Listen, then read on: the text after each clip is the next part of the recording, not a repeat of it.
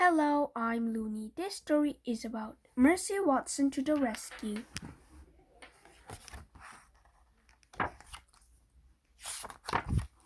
Chapter 1. Mr. Watson and Mrs. Watson have a pig named Mercy. Each night they sing Mercy to sleep. Bright, bright is the morning sun, sing Mr. and Mrs. Watson. But brighter still is our darling one. Dark, dark still, dark is the coming night, but oh, our Mercy shines so bright.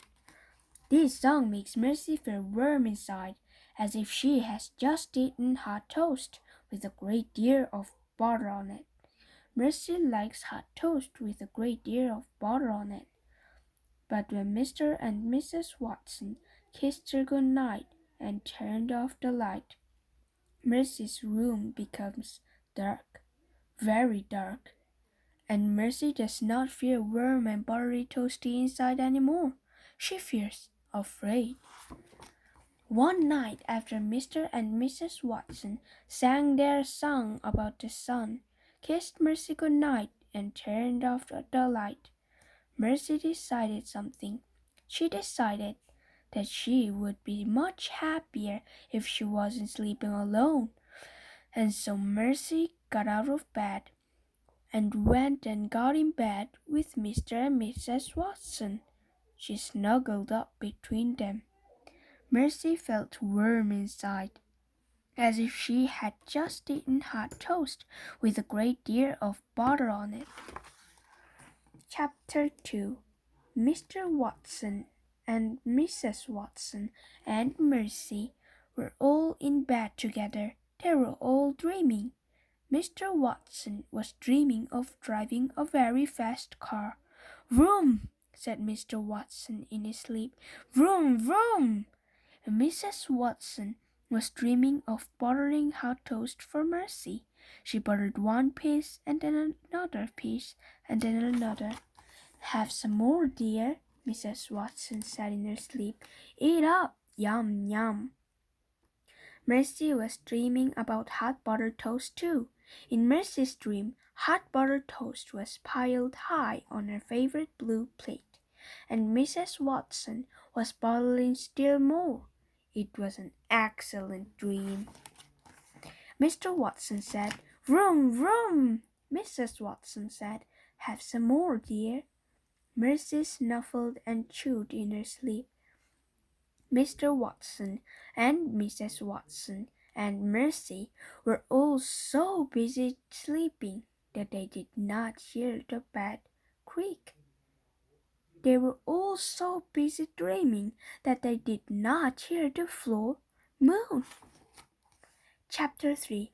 Boom! A hole opened under the Watsons' bed. Crack! The Watsons' bed fell into the hole. Mr. Watson woke up. Mrs. Watson woke up. Mercy woke up too. "What the?" said Mr. Watson. "Oink," said Mercy. "It's an earthquake," shouted Mrs. Watson. "It's the end of the world." "Nonsense," said Mr. Watson, but he did not sound very sure. He sounded frightened. Mercy, however, was not frightened. Mercy was hungry. "Oink," said Mercy again. She moved to the end of the bed. Boom! Crack! The bed fell a little farther into the hole in the floor. "Don't move," shouted Mr. Watson. "Whatever you do, don't move." Mr. Watson and Mrs. Watson and Mercy held very still. Mrs. Watson started to cry. "I know exactly what we must do," said Mr. Watson. "We must call the fire department. They will rescue us." "But you said we should not move," said Mrs. Watson. "How can we call the fire department if we cannot move?" Mercy recalled her lovely toast-filled dream. She wondered if there was any toast in the kitchen. While Mr. Watson and Mrs. Watson were arguing, Mercy hopped off the bed. Boom! Crack! "Look!" said Mrs. Watson. "Mercy has escaped." "She is going to find help," said Mr. Watson. "She is going to alert the fire department." Mercy left the bedroom at a gallop. She was in a hurry. She was on her way to the kitchen. She was looking for some toast. Chapter 4. In the kitchen, Mercy sniffed the table. She sniffed the kitchen counters. She sniffed the floor. But there was no toast. There was not even a crumb of toast. Mercy's stomach growled in disappointment. Boom! Crack! "Help us!" Mrs. Watson called. Mercy thought very hard. Well, could she get a snack? And the answer came to her. Baby Lincoln always had sugar cookies. Baby Lincoln lived next door, and Baby Lincoln liked to share. Mercy took the kitchen doorknob in her mouth. She turned it. "Help!" Mrs. Watson called again. "Sugar cookies," thought Mercy. She stepped outside. Chapter 5. The Lincoln sisters live next door to the Watsons. Eugenia Lincoln is the older sister. She has many opinions. One of Eugenia's opinions is that pigs should not live in houses. Eugenia often says, "Listen close to me, baby. Pigs are farm animals. They belong on farms. They do not belong in houses." "Yes, sister," says Baby. Baby Lincoln is the younger sister. She is the baby of the family. Baby agrees with everything Eugenia says. It is easier that way. But secretly, Baby has an opinion of her own. Baby's opinion is that Mercy is good company. At the Lincoln sisters' house, Mercy looked into Baby's window. She could see Baby sleeping. Mercy pressed her snout up against the window pane. "Oink," said Mercy, but Baby did not hear her. "Snuffle," said Mercy, but Baby did not wake up. Mercy tapped her hoof against the window. Baby sat up in bed. "Who's there?" she said. Baby saw Mercy's snout pressed up against the window. "A monster!" shouted Baby. "A monster at my window!"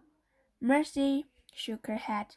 "Sister!" shouted Baby. "Help! Help! A monster!" Eugenia woke up. She did not put in her teeth. She did not put on her glasses. Eugenia went straight to the phone and called the fire department. "There is a crisis of an uncertain nature at 52 Deckerwood Drive," said Eugenia Lincoln. "Come immediately." And then Eugenia put on her robe and rushed to Baby's room. In her own opinion, Eugenia Lincoln was very good in a crisis. "What is going on in here?" asked Eugenia. "There's a monster outside," said Baby. She pointed at the window. "That is not a monster," said Eugenia. "That is the pig from next door." "Mercy," said Baby. Eugenia shook her fist. "In my opinion," said Eugenia, "pigs belong on farms." Yes, sister," said Baby. Eugenia tapped a knuckle against the window. "Get out of my yard!" she shouted at Mercy. "Oh, sister," said Baby, "don't yell at her. You'll hurt her feelings." "She doesn't have feelings," shouted Eugenia. "She is a pig." "Oh," said Baby, "I'm sure you're wrong, dear." "I am not wrong," Eugenia shouted. "I'm never wrong. I know a pig when I see one." Eugenia scowled. She pressed her nose against the window pane. Mercy stared at Eugenia. Eugenia stared at Mercy. "Pig!" shouted Eugenia. She turned and ran out of Baby's room. "Oh dear," said Baby Lincoln. "Oh my!" Chapter 7. Eugenia ran toward Mercy. Mercy's heart beat faster. There was going to be a chase. Mercy loved chase. She let Eugenia get very close to her. "Oink," said Mercy,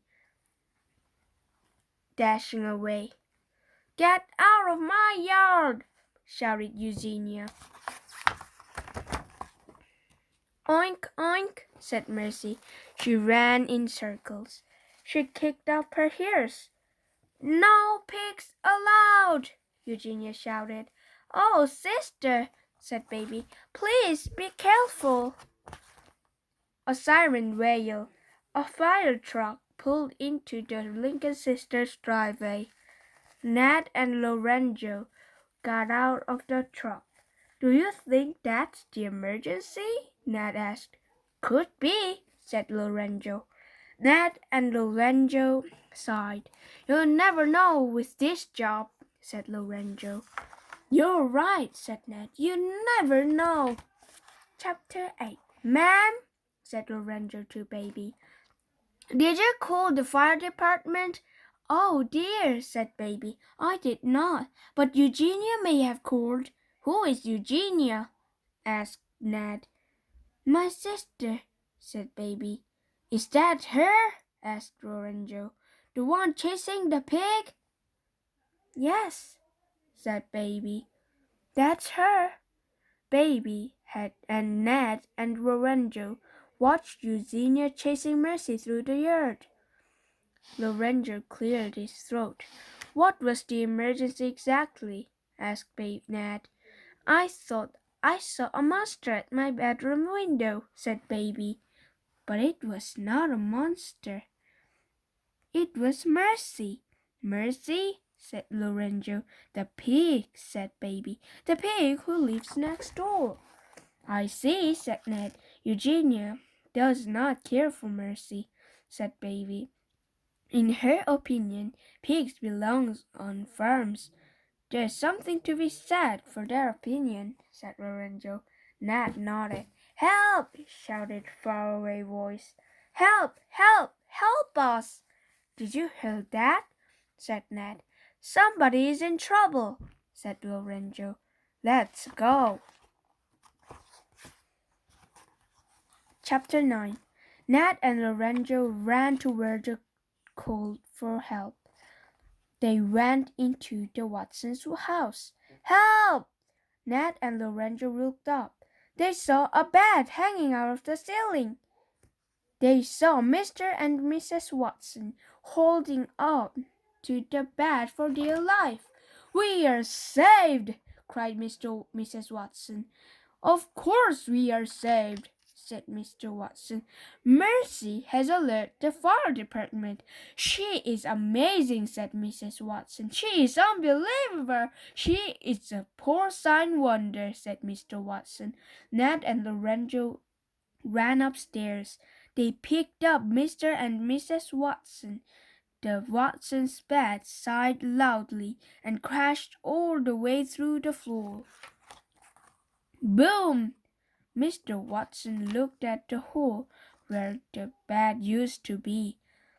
"I have always believed very firmly in the fire department," said Mr. Watson. "As have I," said Mrs. Watson. "As have I." From outside the Watsons' house came a squeal. "Gotcha!" shouted Eugenia. Chapter 10. Ned and Lorenzo and Mr. and Mrs. Watson all went outside. Eugenia was sitting on the ground. Her arms were wrapped around Mercy's neck. Her cheek was resting on Mercy's back. Eugenia was breathing very loudly. "This pig," she said, "was on my property. We'd prefer that you did not call her a pig," said Mrs. Watson. We would prefer that you call her a porcine wonder, said Mr. Watson. After all, she did save us. She is a hero. She is a pig, said Eugenia. She started to cry. There, dear sister, said Baby. She bent over and patted Eugenia on the back. Mercy yawned. She was very tired. I guess that's it, said Ned. Yep, said Lorenzo. Our work here is done. Wait, said Mrs. Watson. It's almost time for breakfast. Oink, asked Mercy. That's right, breakfast, said Mrs. Watson. She kissed the top of Mercy's head.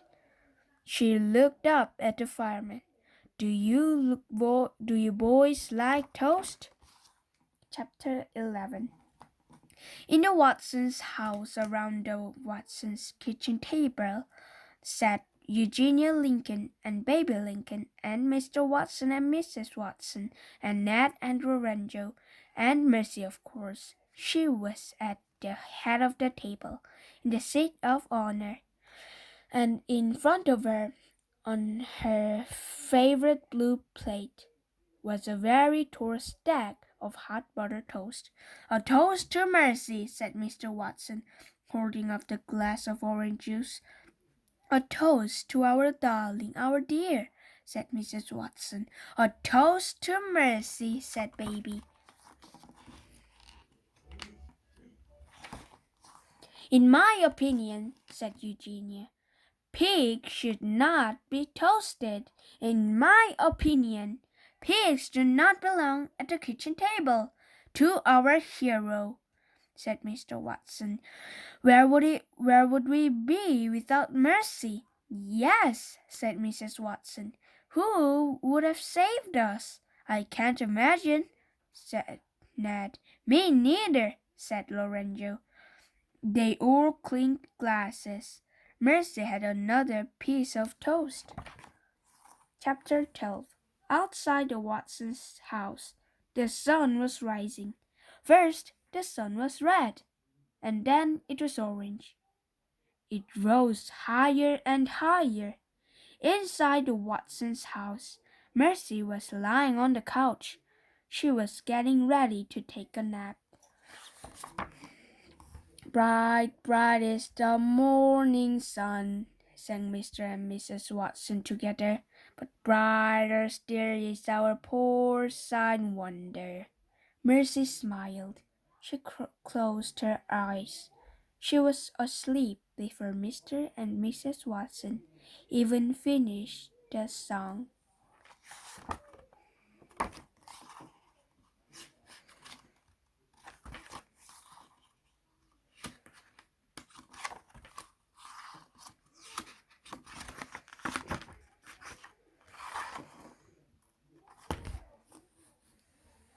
The